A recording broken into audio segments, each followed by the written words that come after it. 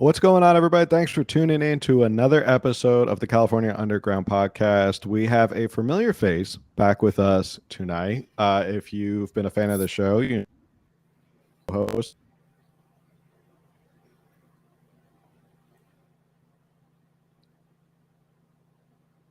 Mayor, the second largest city in San Diego County, if I'm not mistaken. So that's a pretty big deal.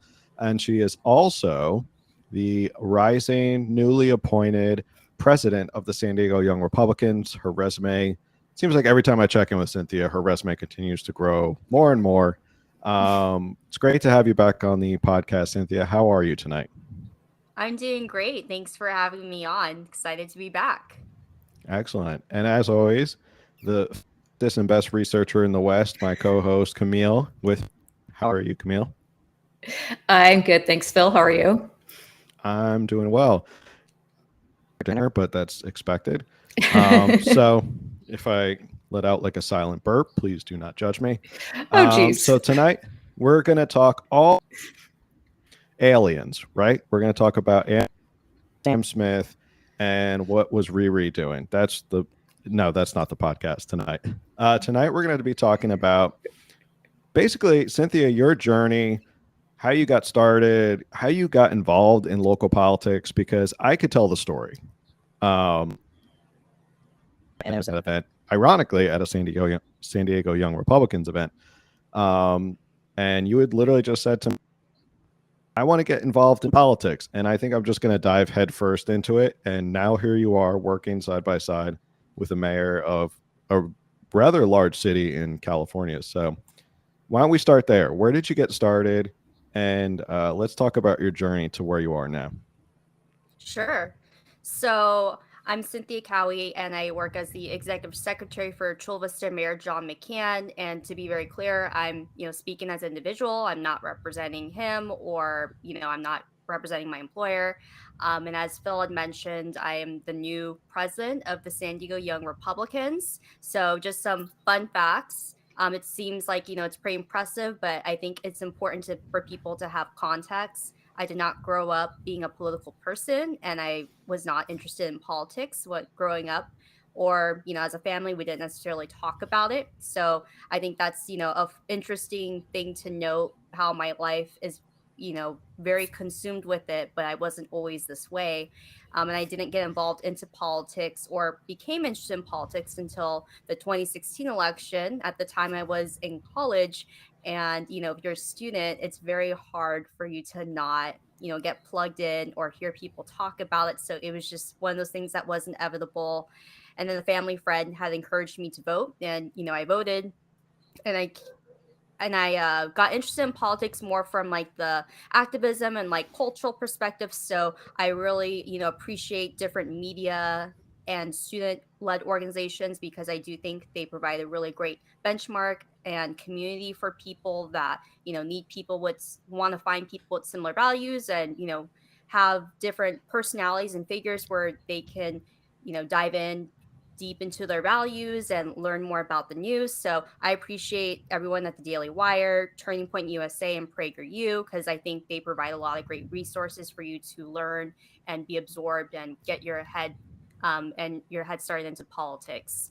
Um, Fast forward to the 2020 election. Um, and then beyond that, I decided I didn't there was a lot of things I didn't know about the political process. One being, you actually have the opportunity to influence who can get elected. And there's a lot of ways you can do that. You can be a part of a campaign, or even if you're not like a paid staffer, you actually have an opportunity to be a volunteer. So just little things like that, where you can assist people getting into office, that people that you agree with and want them to be at the seat of the table, versus someone that you would prefer not to. So just little things like that, or like you can donate. And even being on the campaign side, I can tell you, like, even small dollar amounts make a big difference, and we appreciate those people just as much as the big donors who max out and things of that nature. So when you're looking at things from the media and like the cultural side, it is very different getting involved in the political campaigns and the government affairs side. So I became more interested. So I kind of shifted my interest in politics to going in that direction. So fast forward to January 2021, I decided to get involved. I'm based here in San Diego. So I decided to get involved with our central committee. Now, when I, share a little bit about that, I do want people to bear in mind that when I speak about central committees, your county and your precinct or your city is going to be run very differently. But for San Diego, we have our bi-monthly meetings, which is where, freedom-minded and registered Republicans or center or right leaning people. We meet bi-monthly where we have different speakers, and that's open to the public as long as you register. So those are opportunities for people to network and meet different people that work in politics or people that are interested in politics. And then on the other months where we don't have that, we have smaller meetings within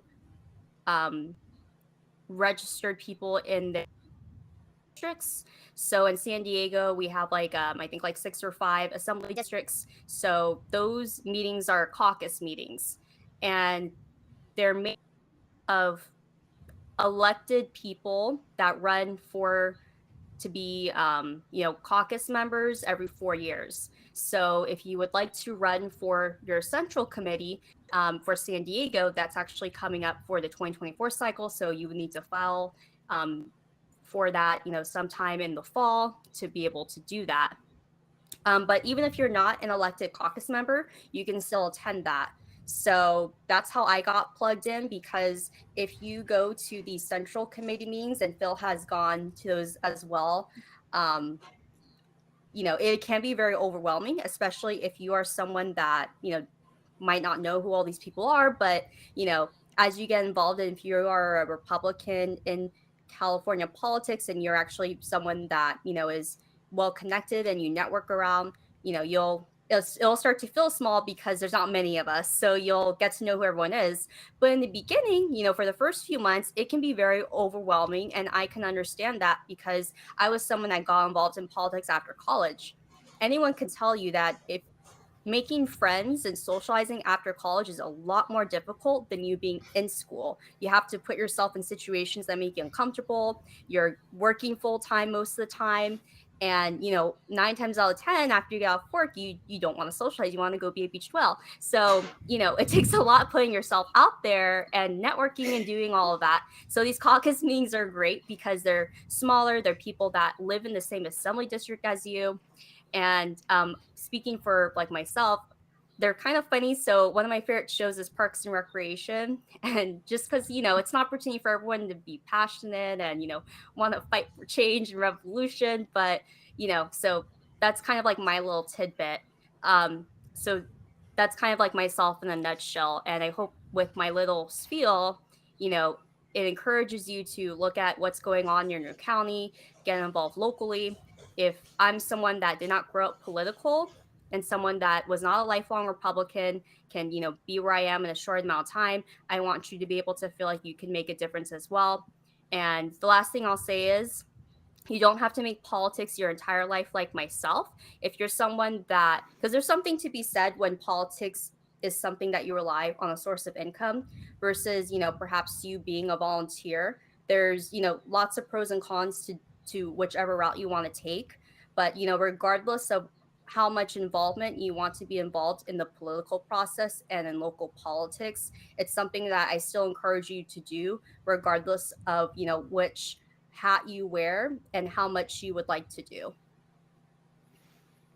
Yeah, I think the biggest, I always think politics is really hard to get involved in. I think people think of politics and they think it's like this foreign entity. It's like way out there, and there's no way to get involved. And I found when I started to go to meetings, to central committee meetings, and started to meet people, it really becomes they're just looking for someone to raise their hand and say, hey, I want to help. And that's almost the bare minimum to just get started in politics. Is hey, I just want to help. They're always looking for people to help, whether it's on a small scale as a volunteer, on a campaign. They're always looking for good people to help. and it's not really it's not as high as a barrier as I think that's something that a lot of people have to get across, or the lesson should be is, and I get this question all the time in my DMs, is how do we do all these things? How do we make our voices heard? Well, you just show up and you just start to talk to people and you start to make an impact. And it's really not as closed door as people think it is. You saw that too, like when you first said, I'm going to just dive into politics, you literally just were like, I want to help. I want to do whatever I can to get experience. And I think you found a lot of doors open to you because of that, right? No, absolutely. And to be very clear, also, because, I'm someone that came from both sides, someone that, had activism and media experience in conservatism, and then also being on the government and the political campaign side, like the party side, whatever you want to call it.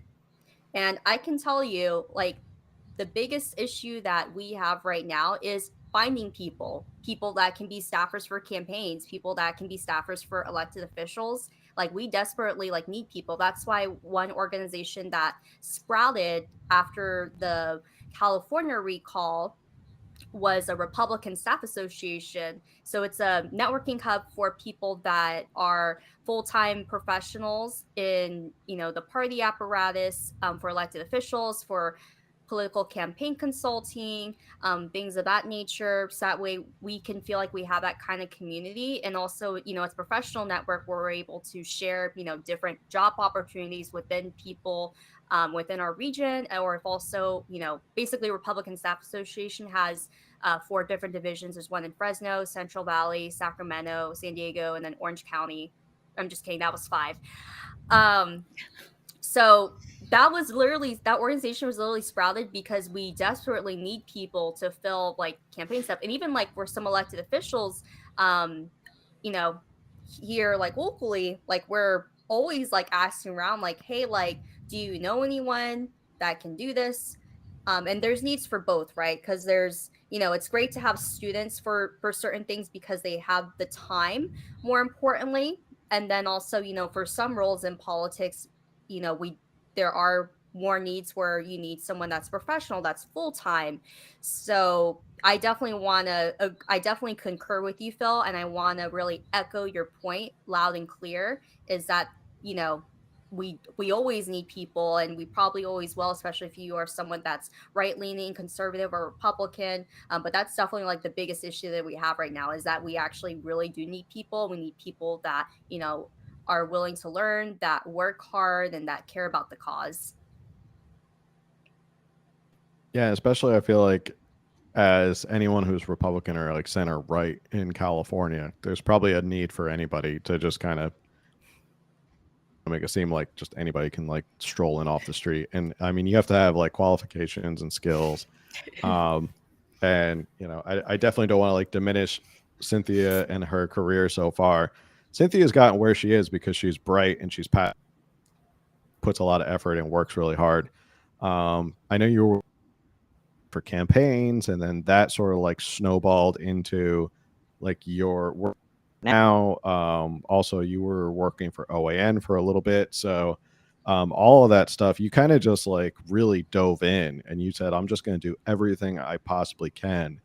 How invaluable was it to just kind of volunteer for campaigns and get that experience to your current position? Sure. So I'm gonna, I'm pretty sure people have heard of this adage before, but it is very true. It's not about what you know, it's about who you know. And that can definitely make or break you, especially in politics. And, I've had experience in the private sector, and, everyone's kind of like, oh, like that's the thing for like every industry. It's hard, it's this and that. In my personal opinion, there's just something very unique about the political industry. I don't know, and I can't even really put my finger on it, but I was kind of reflecting on how to really describe it. But I don't know if it's just because like in politics, I feel like in general, our values are just on full display. And that's reflective in how we vote. And so in my personal opinion, I think people take things very, very personal, but I think it's like level 100 if you work in the political industry. So I just think there's something very unique about it, and why, I have found that my friendships that I developed by getting involved in politics, there's just something very different about it, even though, like, yes, a lot of those conversations are political based. And obviously, I would say my most important friendships I developed in politics are people that, I've hung out with outside of politics as well. And I can talk about and lean on things outside of that. And that's, that group gets smaller. That circle is obviously smaller than, your political connections and who you network at these meetings. Um, and I think one lesson too, as far as like how invaluable volunteering is and how it's gotten me to where I am, and where I hope other people can kind of take these lessons in this episode and, be able to dive in. Because even though it is all off year, the election's coming up and there's so much we can do during this off year. And technically it is campaigning, even if it feels like a year away. Like, I just, an off year is not really an off year, to be honest with you.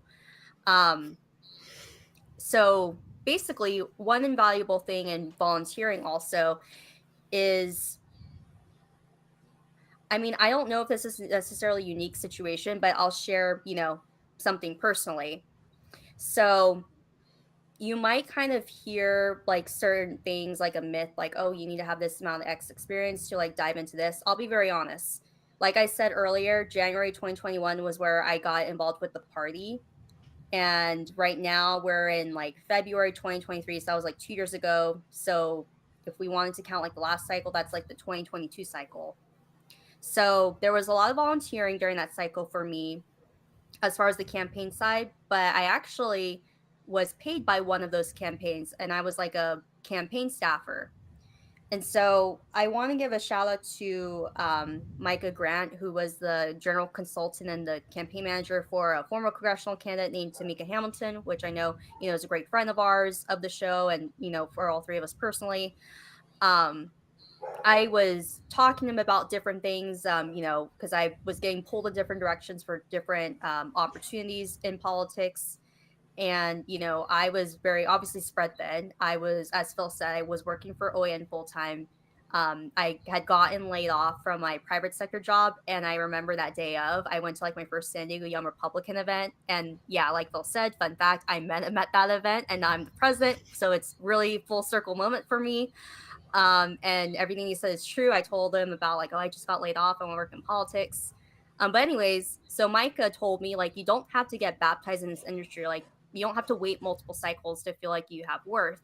And the truth of the matter is, like, I had years of experience of doing certain talents and skill sets that are applicable to politics. And as someone that, cared a lot about politics and had been studying it and, learning about different things for years prior, it's not like, even though, like, yeah, I'm new to the block as far as, raising my hand and getting to know these people that, are influencers and major stakeholders within the local party.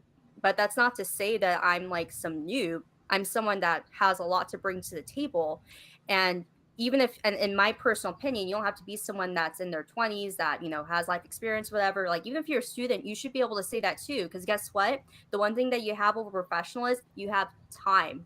And I can tell you, like, there's something like when someone, the younger someone is, and the more, and the young, and when they're involved, like, they like, adults like love you so much because it gives them you hope or whatnot, and they want to be able, they open more doors for you and whatnot. So that's kind of like one pro. So don't feel like because you're younger you don't have anything available. Like, no, like, there's plenty of room for everyone. There's room for everyone.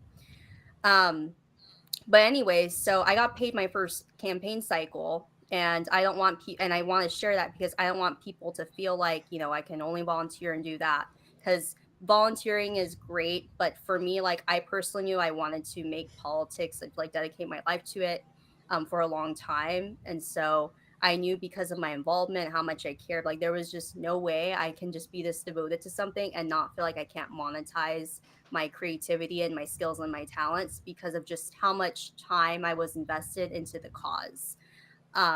So volunteering was incredibly invaluable because that's your opportunity to, make relationships and, build your skill set. So obviously my first campaign that I helped, I wasn't a paid campaign staffer because I didn't know anyone, but I volunteered and then I met different people from that campaign and went to central committee meetings. And then, because basically I helped with the special elections. That was like in early 2021. And obviously the election was November 2022. So we had like a year before like, the primary and like the general election started. So I had all that time to start cultivating those relationships and network and do different things. So I was volunteering for, one of our good friends, June Cutter, who ran for state assembly last cycle and has been on this podcast before. I call her my political big. And then like her business partner, Dina, like I helped with volunteering for fundraisers. So I kind of learned what that was like. Obviously for volunteering, I helped with door knocking and like texting and phone banking. So I learned like the political and field stuff.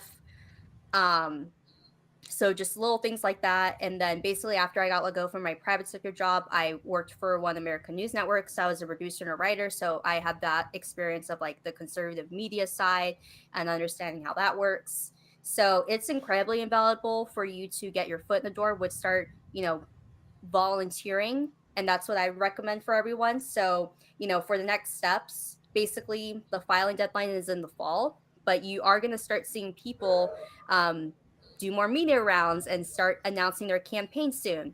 And in California in particular, in 2024, it's a huge area of opportunity. Like outside of like the president stuff, even though like that's, that's a whole other conversation, it's going to be a huge year for California in particular. If you look in Sacramento, where our state capital is, in the state assembly, the state senate, 12 years ago, they passed, term limits, which means in 2024, most of the state legislature is going to be termed out, which means there's open seats. So it's just going to be a huge year for California politics because, yes, we have the president, so that's going to drive huge voter turnout.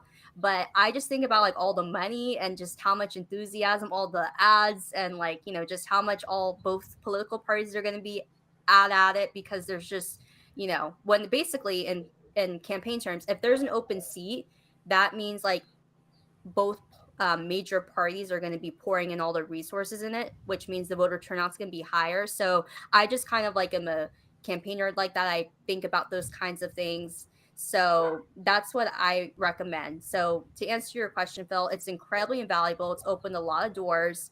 Don't feel like you have to get baptized in this industry, but if you're someone that has never been to central committee, start with, first volunteering so you can make relationships.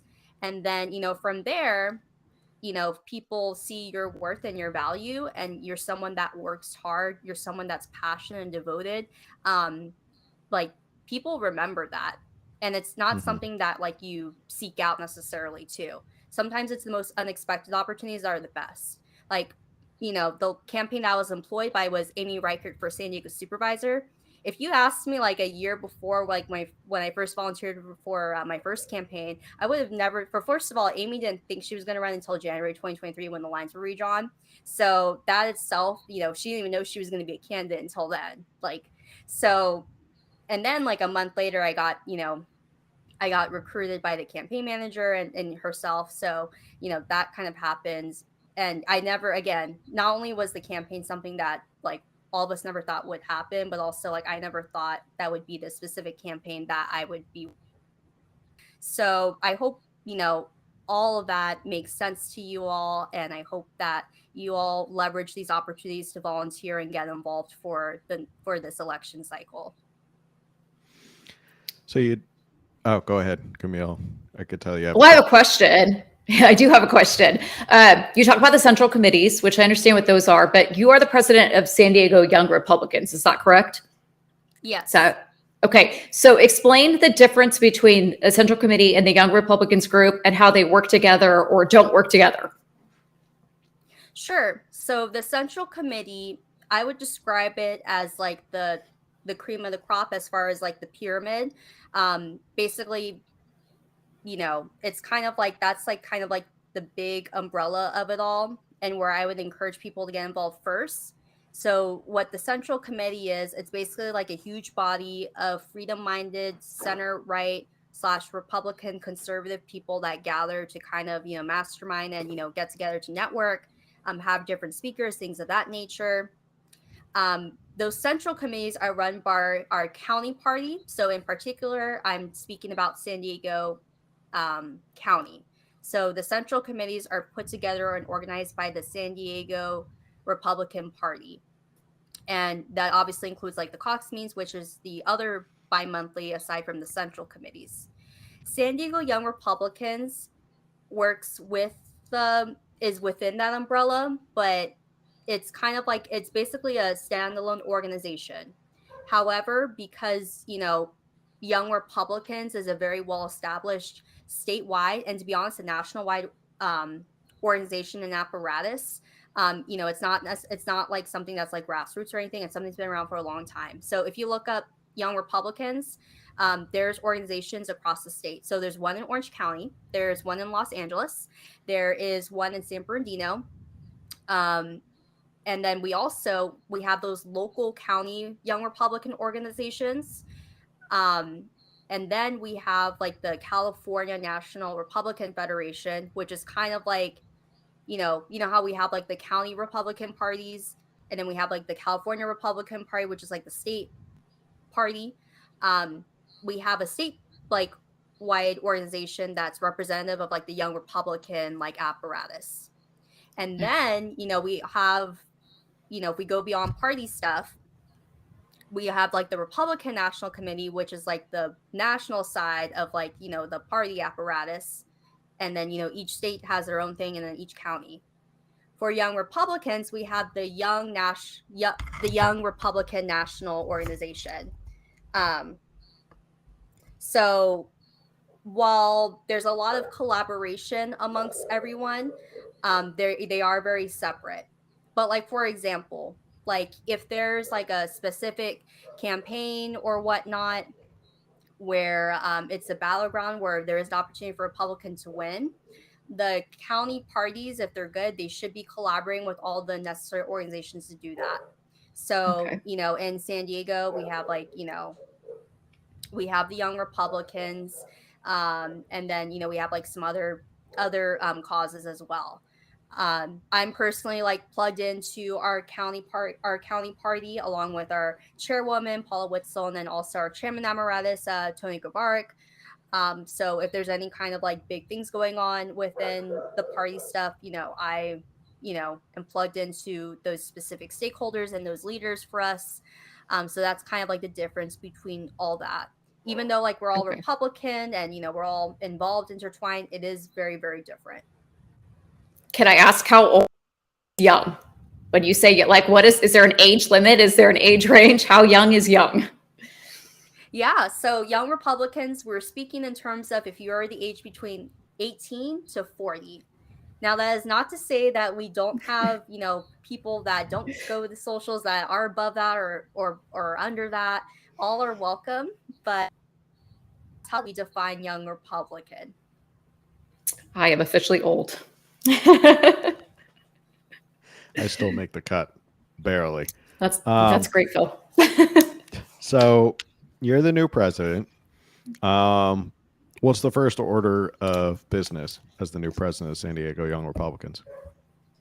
Sure. So we released a press release last week where our former president, who's a great friend of mine, working president for years, so now he's the chairman emeritus, and then I'm going to be president, and basically I will be, assuming like the previous board from the last cycle. So we have, that pretty set already. And then essentially, one great thing that the Young Republicans did that I definitely would like to continue is to have monthly events. And then, some additional things that I would like to add, on top of building the legacy that, the former president did. I actually want to be able to expand upon those monthly events and those socials to doing like different flagship events. Now, as far as specifics, I don't want to share all that just yet. I will share, when it's all finalized, because I just, I don't want to share things and then, things slip through the cracks, and then I'm setting myself up for failure. But, aside from like the blueprint on how I envision that, there's definitely going to be monthly events. And then I want to be able to have like some bigger grand scale flagship events that are unique outside of just those monthly networking and social opportunities for our young Republicans in San Diego.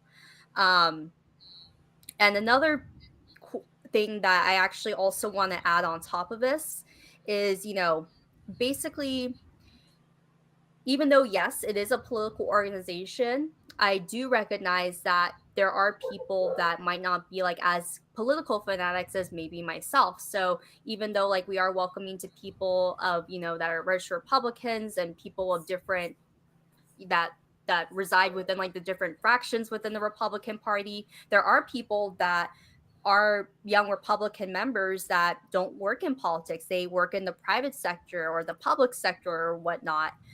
They might not be like, the operatives and like the consultants or people that are government staffers and work in politics and whatnot. So we have a very diverse group of memberships right now, and I am very optimistic that we are going to continue to grow our membership, under my tenure as well. So outside of that, I want to be able to include opportunities like on Saturdays, where we can be out in the community, and I'm thinking of ranging anywhere from like doing like a beach cleanup one Saturday, to maybe like volunteering at different local San Diego organizations. So that's my plans for the San Diego Young Republicans, is to be able to facilitate an opportunity for people to network and find friends with similar values, which is where I met Phil. It'd be kind of cool if we have like a social and see members start a podcast together. So that'd be fun. So that's kind of my goal. And then also have opportunities where people can, do things outside of politics. And then I also want to be able to lead the blueprint where we do things outside of just our monthly socials, and, have opportunities that are a little bit more than that. Very cool. Awesome. How did this all come about? How did were you elected? Were you appointed? Was it a takeover of the San Diego Young Republicans? Did you just go one day, I'm going to take over the Young Republicans? How did this all come about? She did. She totally did. She went over there and just took it over. Cynthia just marched over there and said, I'm the president now. It's like that Captain Phillips movie. She absolutely did. I'm the captain now. I am the president now. So is that what happened? No, what ended up, spilling the tea, Kermit. No, it was very surprising. I never envisioned myself to be the president at all. What ended up happening was like the day before I started my job, it was brought to my attention if I would like the position, and I was very overwhelmed. I was very surprised, but I was also very honored. And then, basically every month, the board, we meet monthly. And so when it was brought to the board, it ended up being a unanimous vote. So basically everyone supported it. So I'm, incredibly grateful for the board and like the former president for trusting in me and believing in me and, not having any kind of doubts or opposition at all. So I, really am just incredibly grateful, because I know that there's a lot of different scenarios that it could have gone down. So as far as that's concerned, I'm being welcomed with open arms, and I'm incredibly grateful and blessed about it. And that gives me a lot of motivation to be able to, take the helms of the organization and make it even greater. It's funny, Cynthia, obviously you and I, we talk a lot for long hours when we do. And you were telling me all about how you were going to take this really long vacation around that time, like when you were ending one job and starting another, and you're like, I am leaving town, I am turning off my phone, I am not talking to anybody, and I am going to be a beached whale, and no one's going to know where I am for like a month. And then you're like, yeah, no, a million things came up, and no vacation for me. So no, sorry, could go on. Oh, I'm sorry, was there anything else? No, that's just you didn't get to be a beached whale for all that time.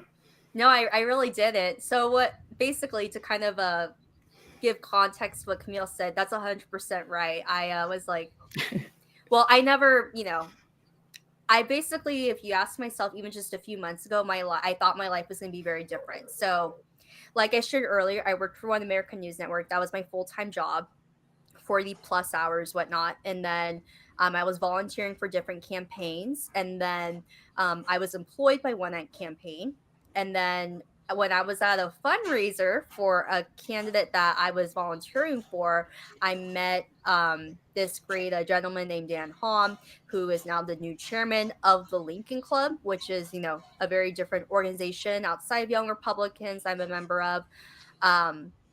But he runs a public affairs and public relations firm, and he's someone, he's like a lifelong third generation Republican. His uncle is Tom Hom, who was the first minority and Asian elected to the San Diego City Council. And then Chris Kate came after that, and then obviously now it's Kent Lee. And then he was also like the second Asian elected to the California State Assembly. So he comes from a long political family background and, is very well known within the community. So I had met him, and, I ended up working for him part-time doing like consulting and like, managing like different accounts of ours. And, it's a very touching story, but basically like the job I have now working for the Chula Vista mayor, he was a city council member and, had been in the game for, a very long time. But we did have a very, exciting campaign against, Amar Campa-Najjar. It was just, very, if anyone has followed along, it was just a very exciting campaign to say the least. And, obviously we ended up being victorious. And my plan was to work for Dan Hom full time and do like, public affairs, public relations, lobbying, things of that nature, kind of shifting away from just doing political campaigns and whatnot and like media stuff and being more like behind the scenes instead of like being like, the star or whatnot, or kind of helping people be the star, whatever. And, basically like, John and Dan they went to high school together, so they go way back. So when they were trying to figure out things for the administration, they asked permission for Dan to hire me. And, I was very emotional and I cried about it. So I never saw myself being a government staffer, and I never saw myself being the San Diego Young Republicans president. So I mean that when I say the best opportunities come when you least expect them. But yeah, basically John got inaugurated December 13th. And so that was when I first started my job. And so I did not have like, I wasn't able to take like, months off or anything. I basically, I ended my employments and obligations a little bit, quickly. And then after Thanksgiving, I got to be a beached whale, and, I was productive, traveled and did different things, but that was basically only like 2 weeks. It was not a long time, but here I am. And I feel like as you in your career, that's just gonna happen more and more. It's gonna be like you'll be at the end of one chapter and you'll think, "Oh, I'm gonna take a break now," and then your phone's gonna ring and they're gonna be like, "Hey, Cynthia, we need you to come be this position for this. Do you want to?" Okay, fine, I'll come be this position. And like all of a sudden, your life is just gonna keep changing.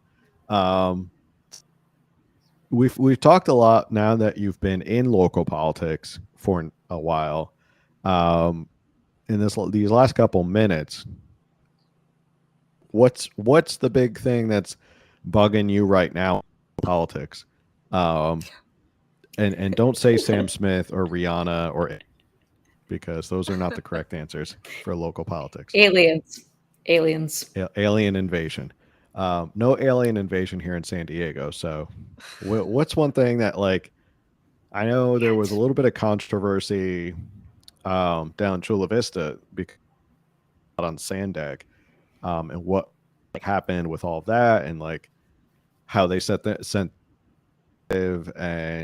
John McCann like blocked or denied from being on Sand. Like, can you talk a little bit about that, or is that public? Not like, I don't want to step on any toes, but Sure. So I'll share like certain perspectives. So essentially, and I'll kind of recap, because there might not people that are aware of it, but essentially, and there's a lesson to be had that, because the theme is local politics, there is a lesson to be had on why I really drive hit the nail as far as, and I drive the message as far as getting involved.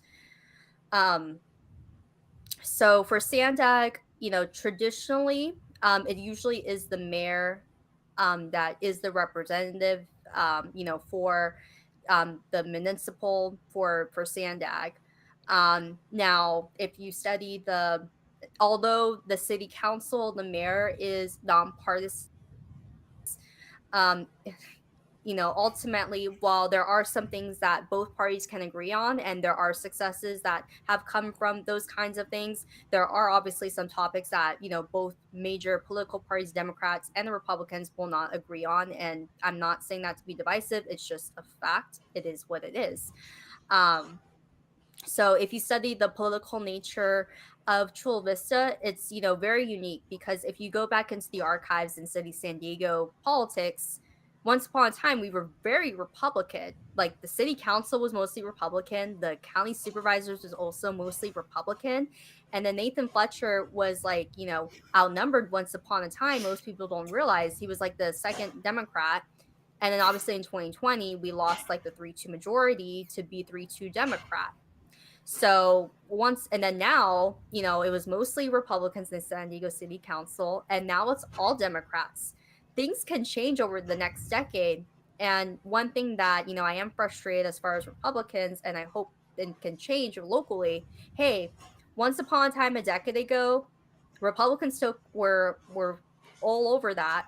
And now the Democrats took that decade to like build the bench and take over everything in the next decade. This is an area of opportunity where Republicans in San Diego can do the same thing, but flip the script and start essentially like flipping things one by one over the next decade. And the political landscape can change on it bad enough. So I think that's one thing that's frustrating is, everyone, even though I'm not denying that Congress and the president aren't important at all, I'm not saying that at all.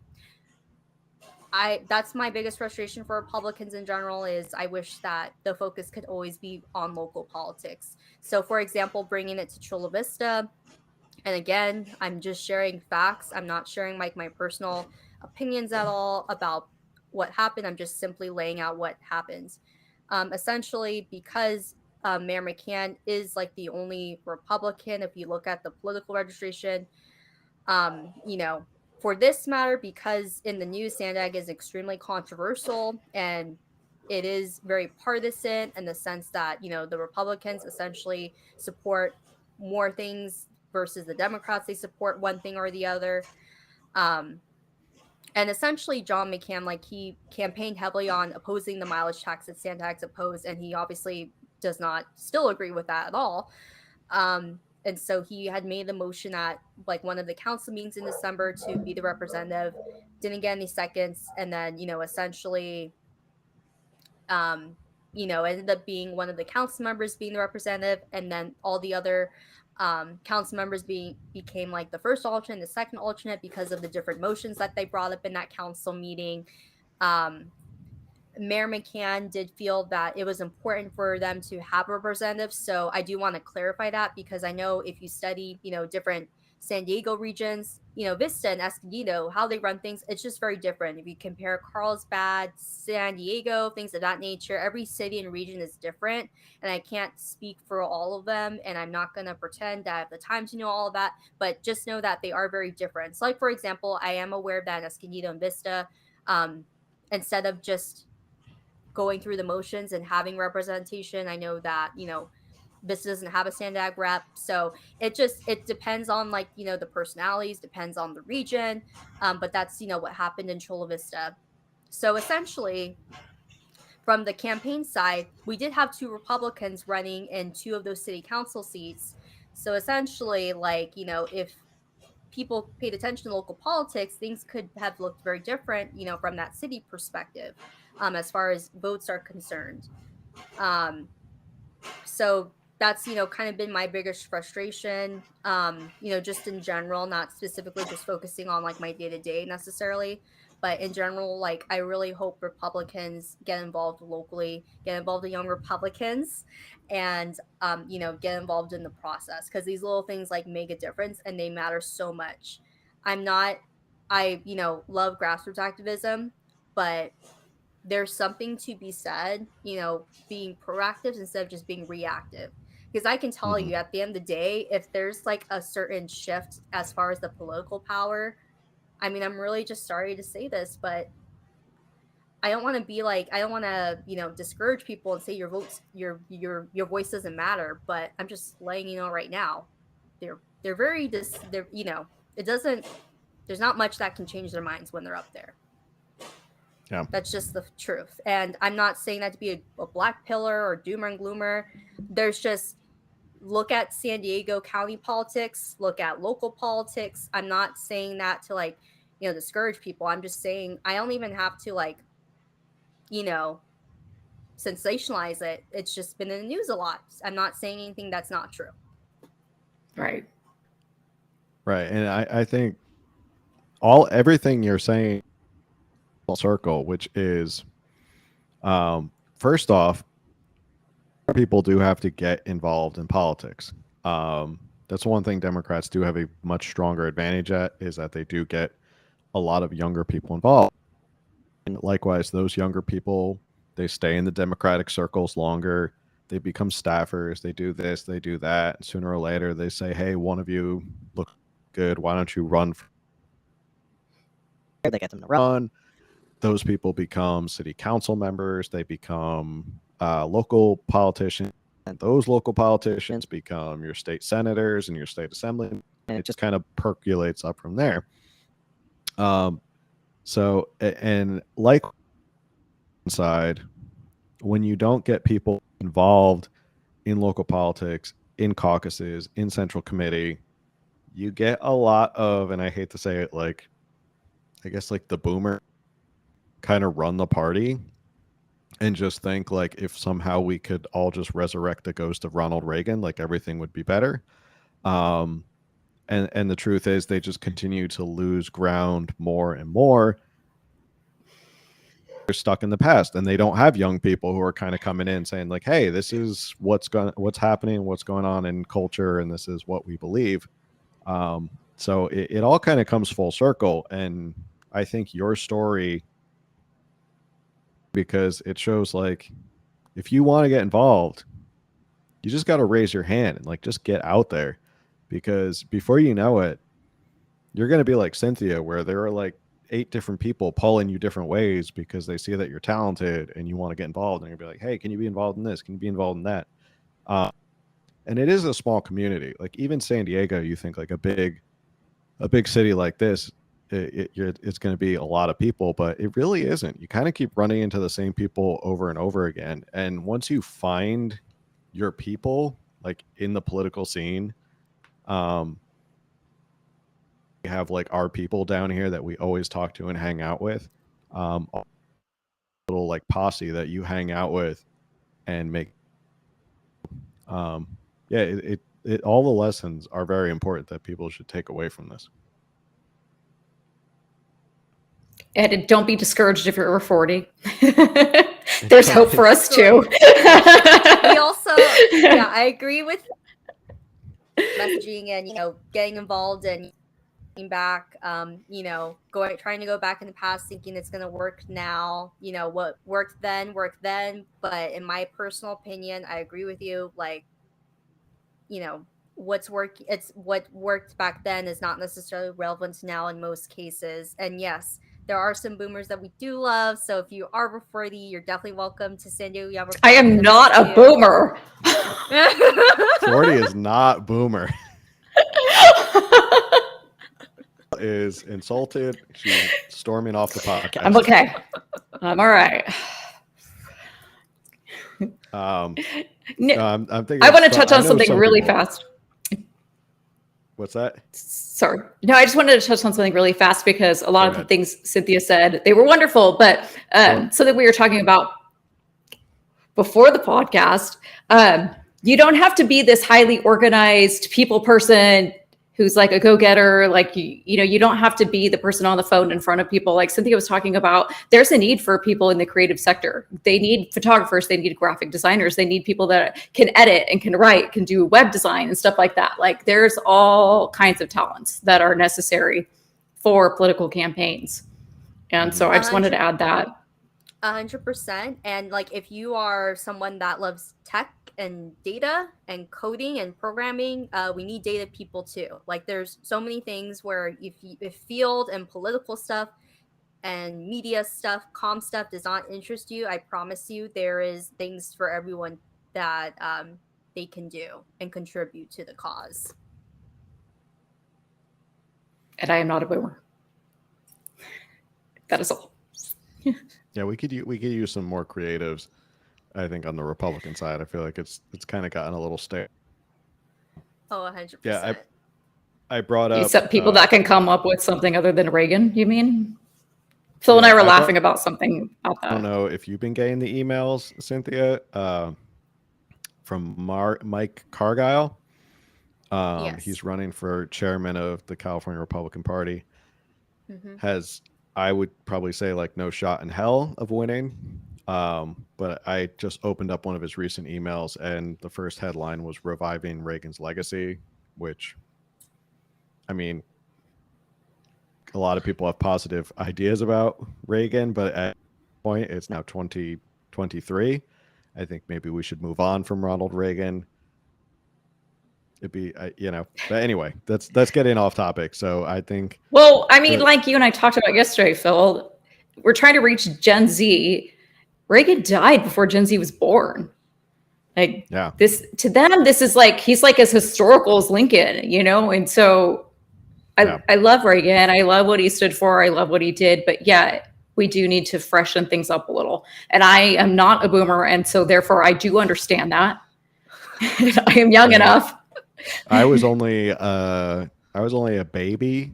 I was how old? 2 years old when he left office. So I don't remember a lot of the Reagan years. Let's just put it that way. At my age, even I don't remember the Reagan years in California. Also, focus on local politics and stop focusing on congressional race. Nice. I mean, I get tired of like politicians who are like, I want to go fight for California, and then they run off to Washington, have nothing to do with California anymore. It's like, cool, dang, fun in DC, hobnobbing and eating at fancy steakhouses while we're here. So now is not a good time to announce my congressional run? No. We'll save that for another podcast. But only if you're running against Maxine Waters, then you can announce your congressional run. Or Nancy Pelosi. Or Nancy Pelosi, or Ted Lieu, or Adam Schiff's old seat. But anyway. I'm not running for anything. Try the primary Kevin McCarthy, who's the Speaker of the House, Yeah, I am not running for anything. Nothing. Just for those on audio who don't see me laughing, nothing. Just to clarify, none of us are running for it. No. Correct. We're all quite busy with our own stuff. Yes. So with that said, Cynthia, any final thoughts, anything you want to kind of share with everybody? Once again, you have an event coming up for San Diego Young Republicans to kick everything off. Just mention the date again so people know. Yes, so we are going to have our San Diego Young Republicans kickoff event. It's been a while because of election season, so I am super excited for us to reconnect after the holidays and the new year, and get everyone well acquainted again, during our off year. And in San Diego, we are going to have some great featured speakers. So it's going to be Wednesday, March 1st from 5:30 to 7:30. It's going to be at Puesto. And if you follow us on Instagram, Twitter, and Facebook, just search up San Diego Young Republicans. We will be sharing a graphic soon about, the address and the date and the location and things of that nature. And we're going to be, having Amy Reichert, who is the co-founder of Reopen San Diego, as a featured speaker. We will also be having Coronado Mayor Richard Bailey.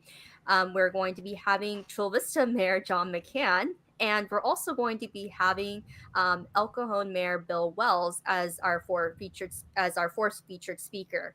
So again, local politics. So I am super excited. I've, just been texting like my loved ones often, just kind of saving the date and whatnot, before, we make the graphic and whatnot. And, everyone's has it on their calendar. So I'm just super excited. I think it's going to be a huge turnout. So if you are based here in San Diego, or even if you have, if you're listening and watching and you're not in San Diego, if you have friends that, want to find people that with similar values, like, please let your loved ones know who are in San Diego to show up. I am a huge believer in not running a fakery bakery. Like this whole talk, I'm like, oh, you need to have an open mind, things about blah, blah, blah. Dude, it's okay to have a closed mind sometimes. It's perfectly okay to have, friends that think the way that you do, that believe the way that you do, that have the same values and dreams and vision, same vision for your life as you. Like, I'm not saying don't, be mean to like people who don't agree with you all the time, but I just think that's nonsense. It's perfectly normal for you to value having a similar community and having like a tribe that you vibe with. So again, San Diego Young Republicans kick off Wednesday, February 1st at Pueblo from 5:30 to 7:30. We're going to have great speakers, and I think it's going to be a great turnout. So be there or be square. I will just assume going to be a featured speaker got lost in the mail, but it's okay. And now I'm putting Cynthia on blast at the podcast. No, it's fine. It's fine. I only co-host for how long, and I guess I'm not that great of a speaker. No, that's an impressive lineup. That's a lot of great San Diego Republicans. I want to come. You're more than Camille welcome to come. You've heard it. Are you sure? I don't know. I mean, I'm Orange County and a boomer. Like, she's probably not welcome. They're going to check at the door. They'll be checking IDs, Orange County address. Excuse me. You are not welcome at this event. So anyway, Cynthia, thanks for coming on. It's great to see how well you're doing in your career. And it's only the beginning, really. You just started this a couple of years ago. I fully see that you'll just continue to rocket higher and higher. So thanks for coming on. It's great to have you back for an episode. And look forward to seeing what you're going to do with the San Diego Young Republicans. Thank you. And thank you both for having me. Thanks for coming. It's so fun to see you. I feel like we're a little gang, even though I'm Orange County. We're all part of the same gang. Great. Well, for everyone who tuned in, make sure if you're in San Diego, check out the event. I'll be there. I won't be speaking, but you can come say. Will you be signing autographs? No. I charge for autographs. Pictures are free. Autographs cost something. Wow. Okay. But I'll be there. So if you want to come out and see me and Cynthia, will show up if they let her pass the bouncer. And everyone who's listening, show up to the event March 1st at Pueblo here in San Diego. And anyone who's listening to sure you like, share, subscribe, review, all of that stuff. Hit the notification bell on go live or have a new episode or anything like that. And as always, if you like the episode, make sure you share it with someone who might get a kick out of this. So with that said, everyone have a good night.